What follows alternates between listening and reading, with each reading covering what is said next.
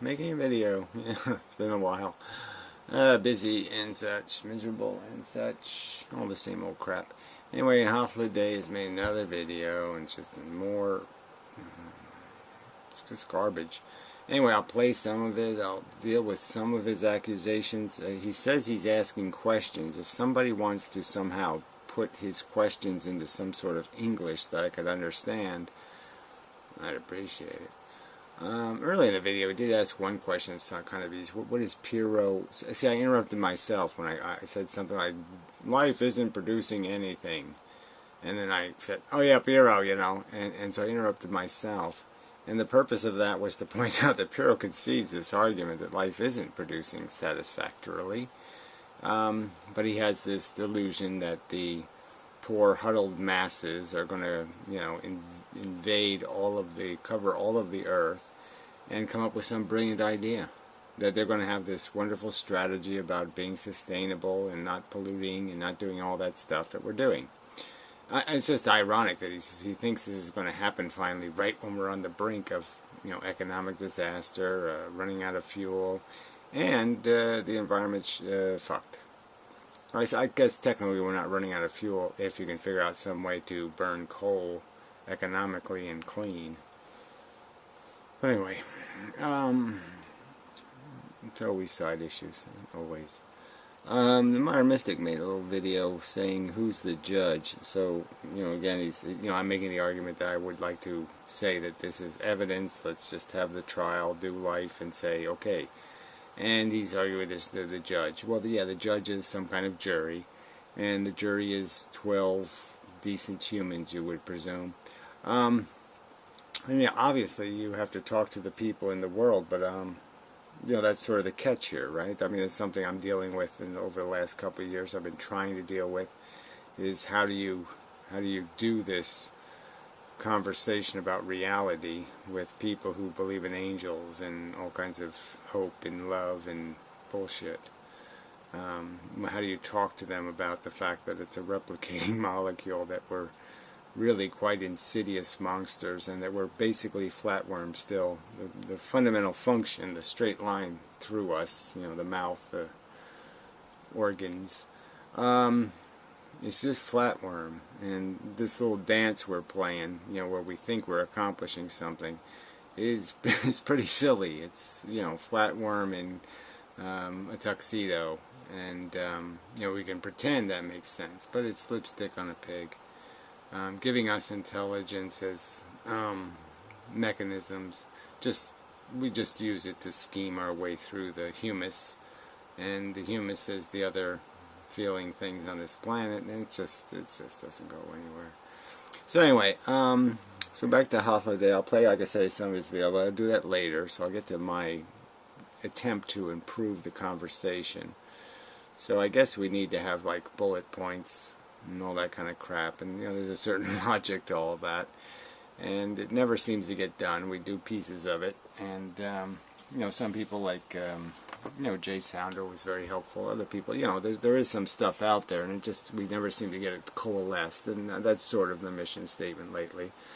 I've written some stuff. I've got word ideas, this idea, that idea. So anyway, I'll work this in Tiny Chat tomorrow. But look, the idea is we're asking the question, what is life? And it's the open question, the big question. What is it in total?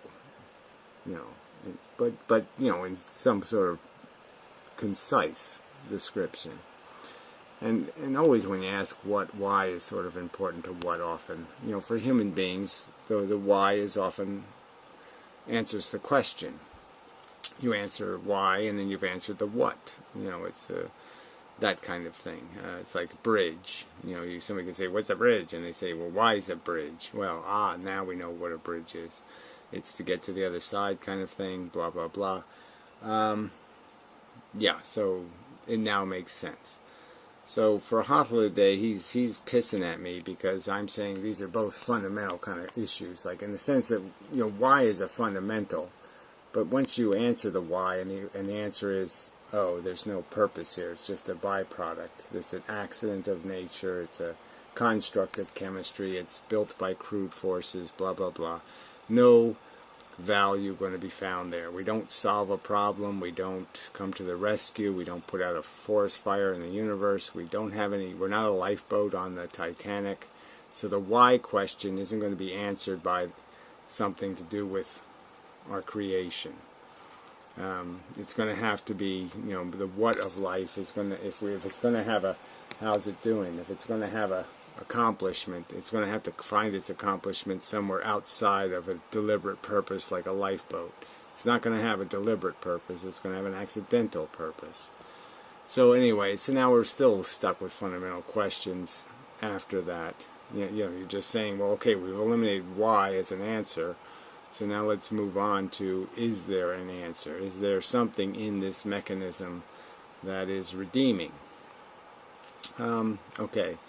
So I guess for what I made clear in our conversations, and I've certainly made clear to anybody listening probably, is that it is my contention that, I'll just say it, the ability to sense, to feel and think, and then the feeling variety, so that's what life is. The feeling variety creates a value, good, bad, condition through consciousness. So the feeling variety of life, the percentage of life that feels, the constituent of life that feels, creates value when it experiences. When it has an experience, it creates value. The value goes into the value ether, so to speak, and it's registered, so to speak. It happens.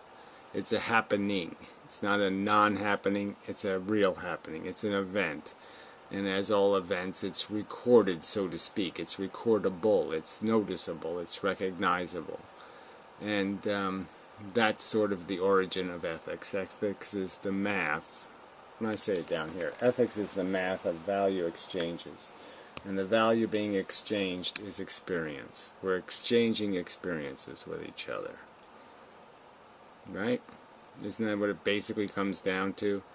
And the idea is to make good exchanges. Fair exchanges first, and productive exchanges first is secondly. You want the interactions to somehow create more of this pleasurable thing and less of this suffering thing. The good and the bad. Unfortunately, part of this conversation will get down to this idea of, where is it? Not correcting for a pre-existing negative condition. Well, unfortunately, life ends up just doing that. So, it's in here somewhere. Weapons, well, I should just read these in order.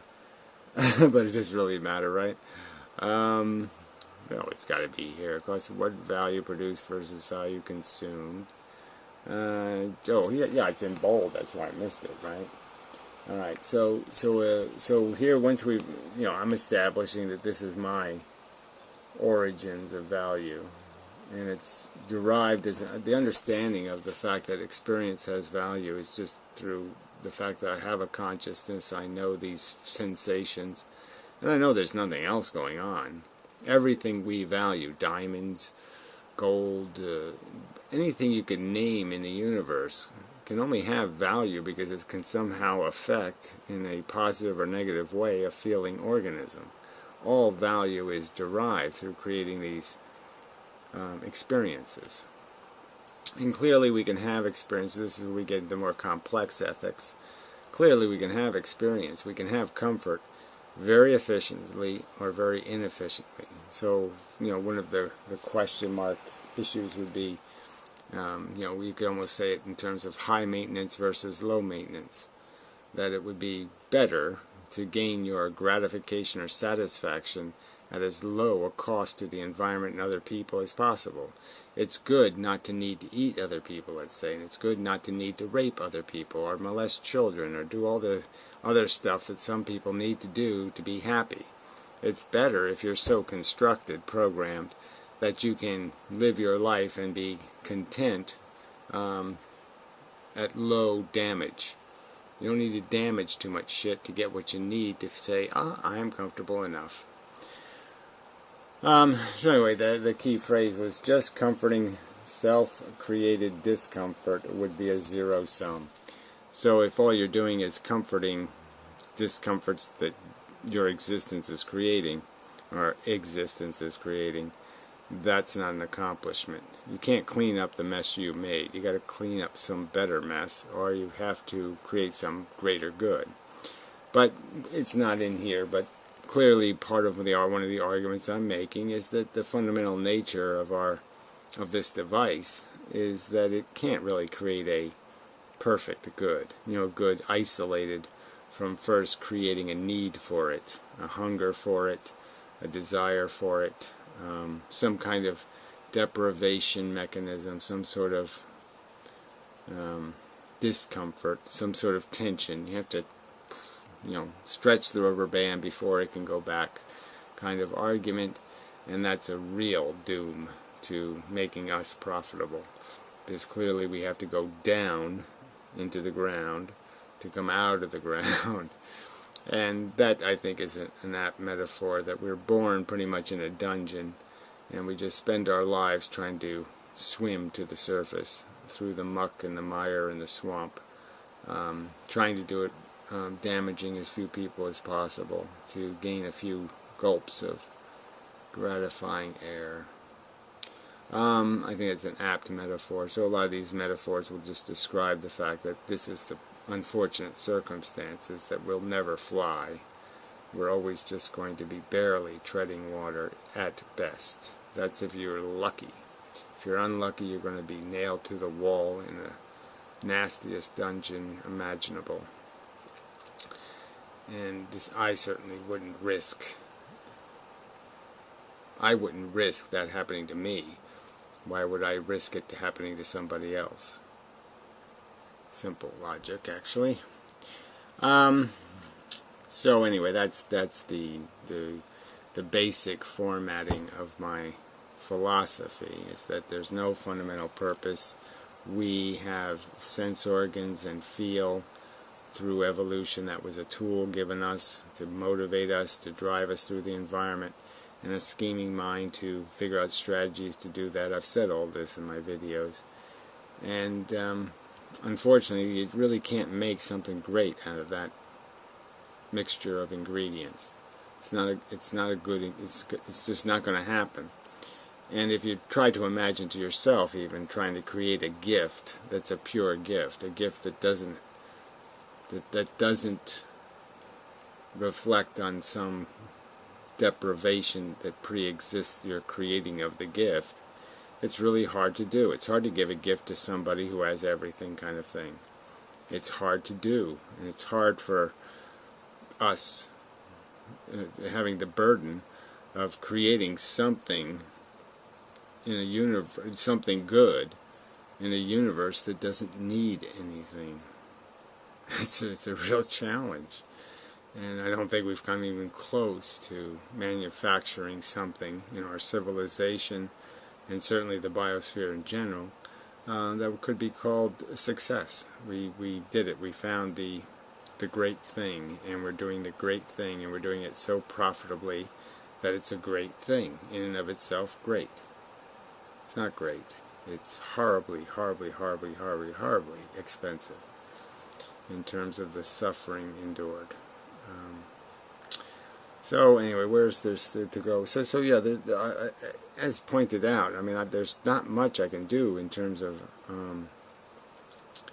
saying that, okay, look, I can describe to you all the ways that it is true, these things are true, okay, and I can describe lots of metaphors, and I can tell you that this is our circumstance, and it's dire and horrid. You don't believe it, that's your prerogative. I'm just saying you're not going to, you have to come up with a rational argument to explain why any of these proposed hypotheses are not accurate. I mean, I'm just saying, if you're going to tell me that value, the sensations we feel, are not already the origins of value, in the sense that the way people behave, they certainly are indicating that's how value is derived, is based on how they feel. They're certainly paying for a good time, so I think it's a pretty hard argument to make that that's not the driving force. The experience is what people are after. They're trying to maximize the comfortable experience and minimize the negative, uncomfortable experience. It seems quite obvious. And I'm saying, yes, that's the universal here. That's where the value actually is. It's not just a projection of value, it's a recognition of value. So anyway, let's just do a quick rundown of just some of this. Like I said, this will have to be cleaned up. So you can say, what is life? Okay, so life, it's a rare configuration of matter. So I think that's, at best, we can say it's rare. It might be the only one, but it's at minimum rare, or very rare. An experiment being conducted by the universe. I think that's a reasonable way to put it. It's something that doesn't happen often. It's happening, and it will or will not succeed. I think inevitably it will just end. But anyway, it'll be eradicated. Replicating chemistry capable of evolution. So I think that's the technical description of a living thing. There are things that replicate.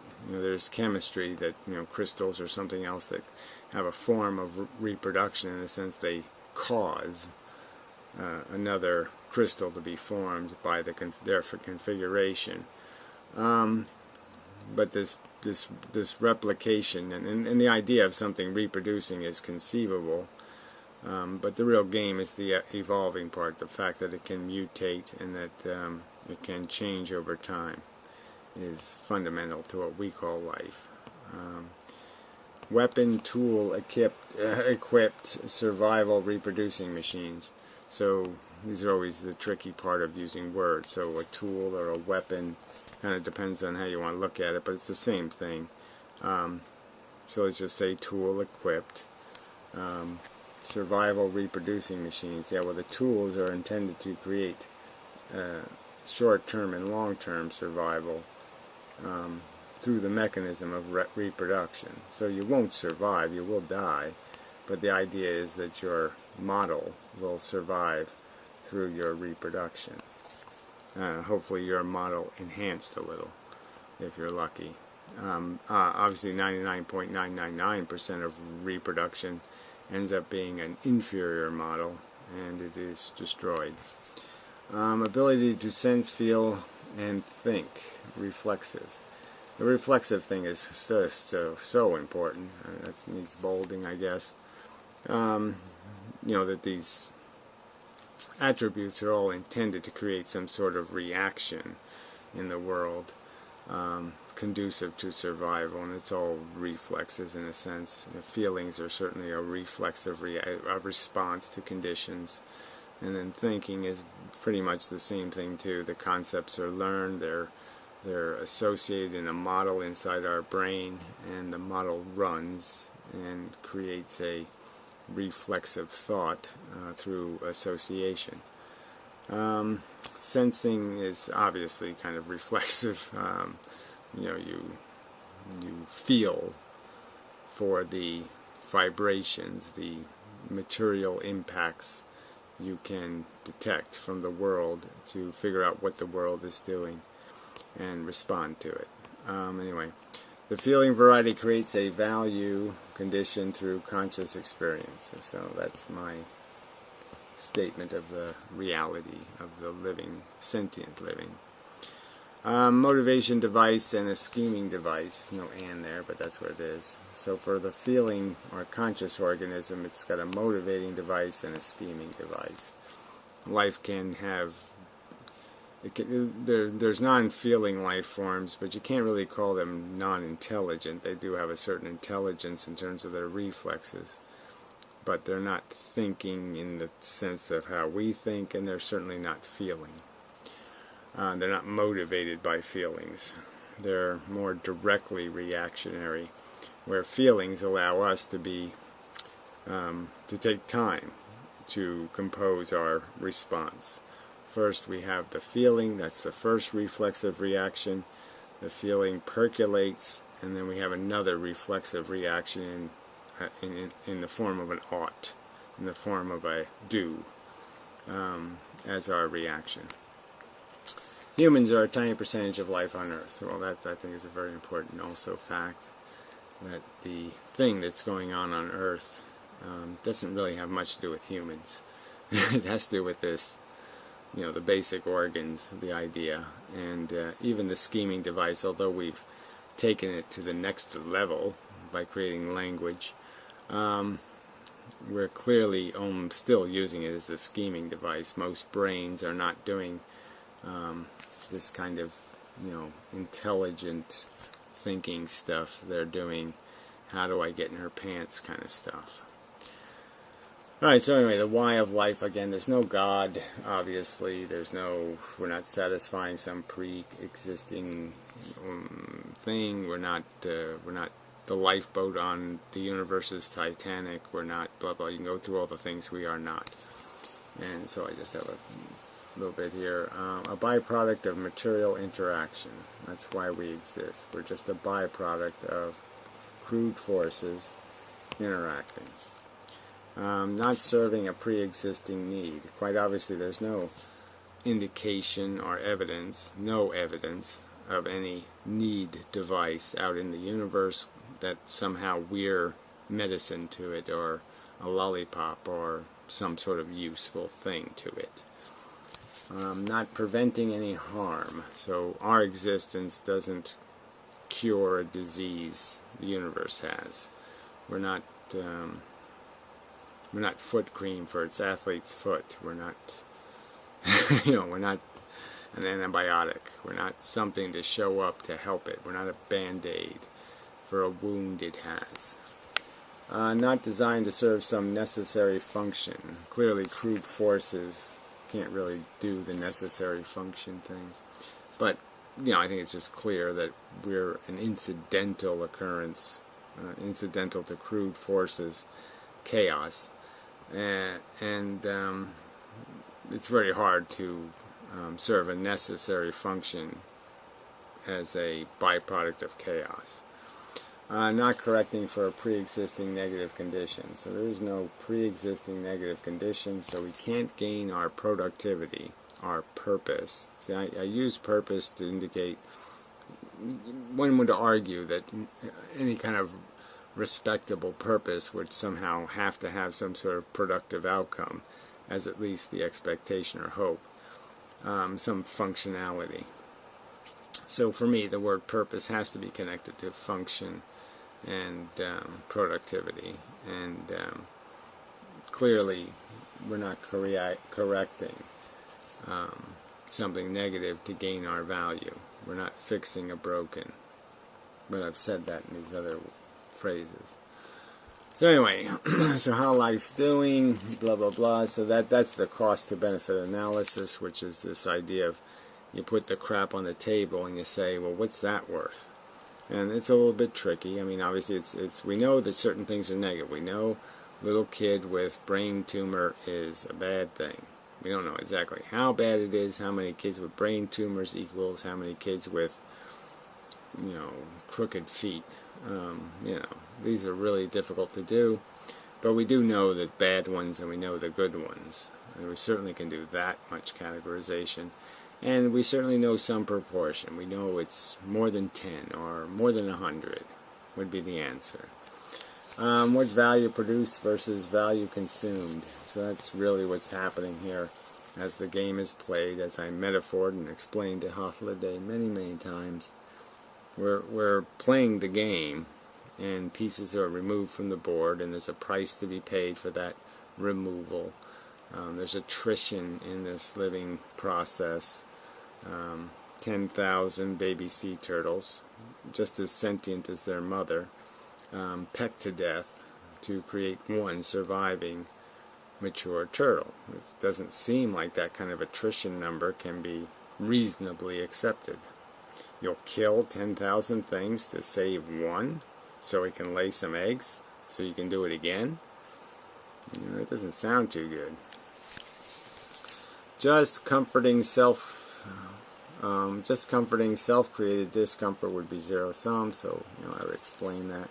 Ethics is the math of value exchange, so obviously ethics gets really complicated, but there really are just value exchanges. It really is just a kind of mathematical equation, and I guess I would argue that all ethical questions do have a most correct answer. You know, they might not have a resolution that's great, but they're always going to have a most correct answer. And it's just taking enough time to figure out the permutations and try to figure out the balance, the weight of the possible outcomes. Consumption versus production, so these are just basic versus liabilities versus assets, risk versus reward, gain versus pain. Simple ways to just understand that we're paying a price. It's not a free lunch. It's an expensive lunch. And the question is it too expensive? So answering this, how is life doing, what you're really looking for is it too expensive? And I think it's so preposterously expensive that we can answer the question. It's so outside the boundaries of a reasonable purchase. This delusion of happiness and comfort and, ooh, aren't I great, at an insane price. And only really does this happen because of this addiction thing, this attachment thing, this familiarity that, you know, breeds a compulsive and incessant need, desire. So anyway, that's the start. Sorry, this is already a long video. I see I'm already dead tired. I'm really having I'm having a real problem with fatigue, which I'm going to have to fix because I just can't be this tired all the time. So anyway, half of the day. So we're at about 15 minutes, so we'll play one of these pieces of crap. You can see that that value system precedes the idea and the problematic nature in your mind of evolution and, you know, life. Well, I concede that it precedes evolution. Can you make any sense out of that? I can't make anything out of that. No, I'm not going to concede it, though. Whatever that gibberish was, I'm not going to concede it. Yeah, whatever. I'm sorry. That's not a... whatever. Like I said, if somebody wants to rephrase his question some way that seems more sensible to an answer, I'd appreciate it, because I can't answer it in the form it's in. Sounds like gibberish to me. Okay, around this 18 mark, I think there's some other bullshit. Ooh, there's a cranky guy. I find Gary's barely speaking to the question at issue at all here. Barely speaking to the question again, so he keeps saying the question, like he has some sort of thing that is the issue, and his issue is apparently just what do human beings want, and I'm arguing that their wants are really irrelevant. It's their condition that matters. He's just providing a description in his mind, a further description about the qualities of this replication. There's no... I'm asking for how does it occur that there's an art. Well, he's kind of answered that prior. The point. Yeah, exactly. So I was this whole nonsense about oughts. The idea that anything that exists should have a productivity, that it should have a function, that it should be profitable, that it should not cause, it shouldn't leak gas and cause harm. I mean, I just don't know how that expectation... I would think that would be an expectation of even having a conversation with another human being. As I've pointed out before, intelligence has no value except to solve problems. And if you're having a conversation about something, you would assume there's a problem, like there's some usefulness here. I'm arguing that there's certainly a usefulness in getting the answer correct. You're more likely to push the right buttons at the nuclear power plant if you understand what buttons to press. I mean, there's an outcome that's critically important because there's some kind of effect. And so obviously we wouldn't even be having the conversation if there wasn't something of value at stake, and that it matters what conclusions people draw. We wouldn't be having this conversation if it didn't matter. I certainly wouldn't be. Is here he adds nothing. How it provides an art is because he's valued it, that his value system tells him that things have to have a purpose. No, they don't have to have a purpose. They have to have a function. They have to be profitable. The ought is you ought not waste something valuable.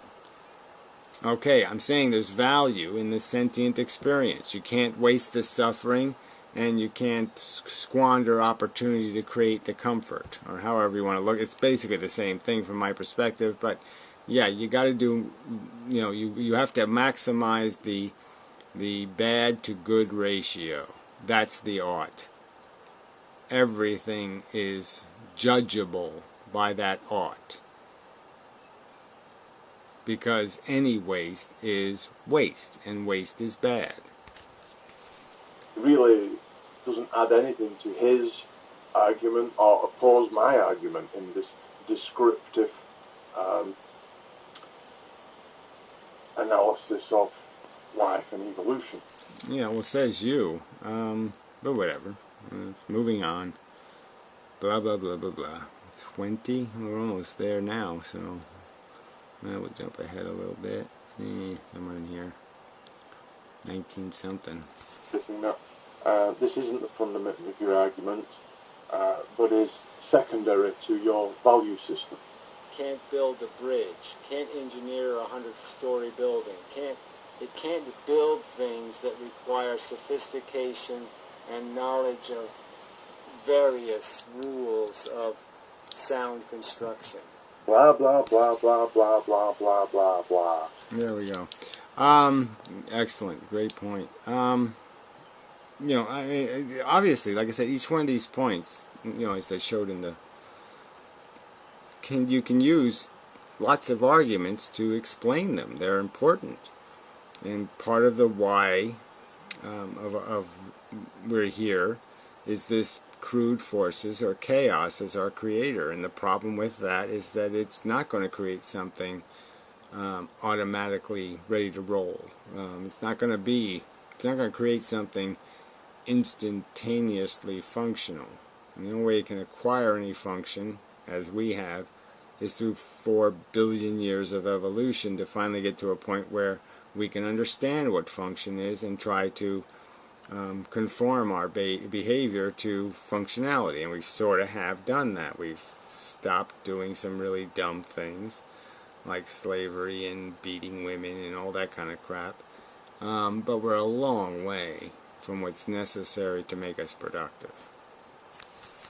It can't do this, it can't do that, it can't do this, it can do this, it does a bit of this, it does a bit of that. Not one iota of discussion of ought and obligation transpiring. I just don't, I didn't know your hang-up was in figuring out that when there's value, that there's automatically obligation.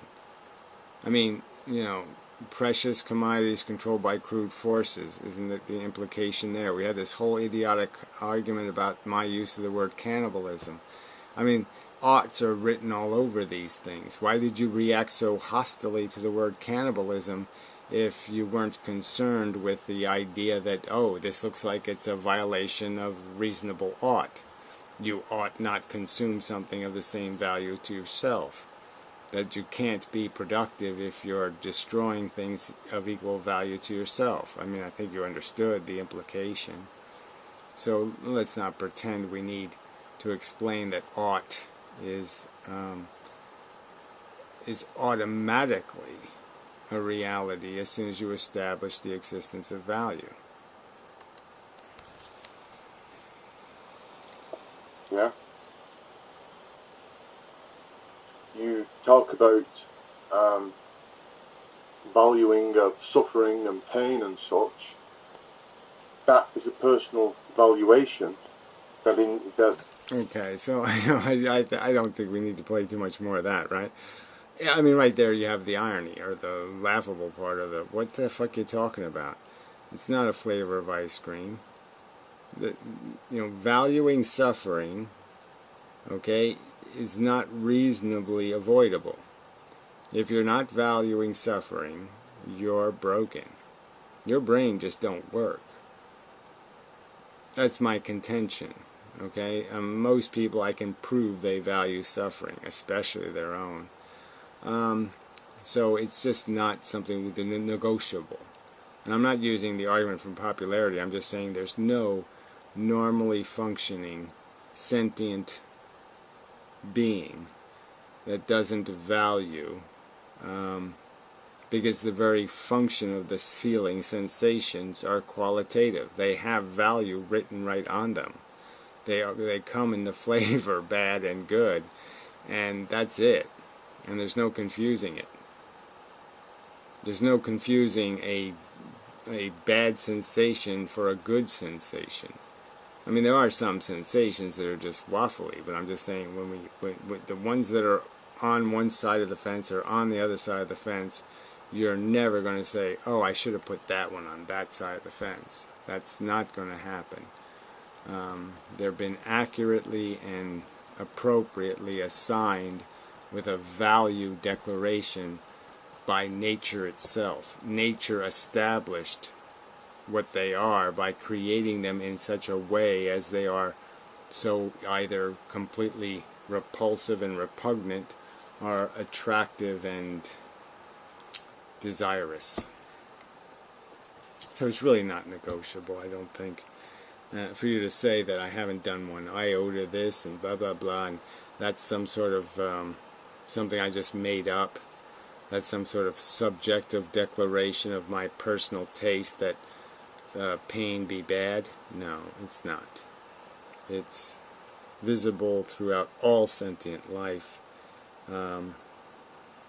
It just is by fact.